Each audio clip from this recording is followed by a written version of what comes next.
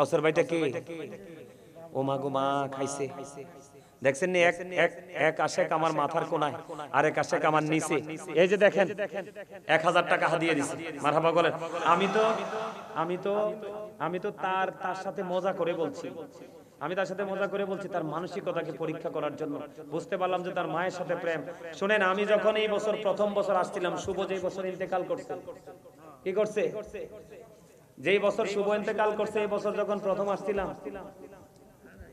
আসার পরে আপনাদের মনে আছে কিনা জানি না, আমি যখন গজল গাইছিলাম, আমার বাজান, আমি যখন গজল গাইছিলাম, আপনাদের মনে আছে কিনা জানি না, প্রথম থেকে যারা আমার আলোচনা শুনছেন,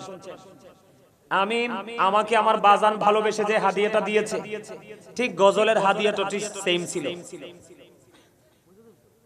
মারহাবা বলবেন না? এটা বড় ধরনের একটা মধুর প্রেমের একটা জিনিস। কিসের জিনিস?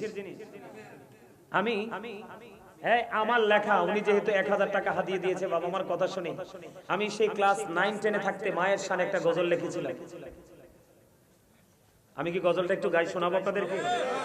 ক্লাস 9-10 পড়ি, আমার স্পষ্ট মনে আছে, তখন আমি এই গজলটা লিখেছিলাম আর কেঁদেছিলাম।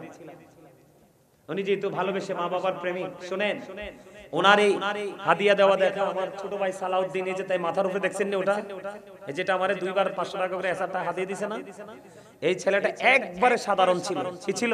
দাড়ি ছিল না, টুপি ছিল না, একদম ইয়াং ছিল, মানে নামাজ রোজা কিছুই ছিল না। আমার সাথে যখন তার সম্পর্ক হলো, তার এমন পরিবর্তন হয়েছে, এখন আমার সাথে যদি সে থাকে, ওইখানে আরেকজন আছে হাদিয়া লইয়া, ওই যে আমার সাথে যখন তার সম্পর্ক হয়েছে, সম্পর্ক হওয়ার পরে এখন তারে দেখলে কি বুঝবে? সে তারে দেখলে বলবে না যে একজন আলেম? কথা বলেন না কেন? আরো জোরে। আপনি উচ্চ শিক্ষায় শিক্ষিত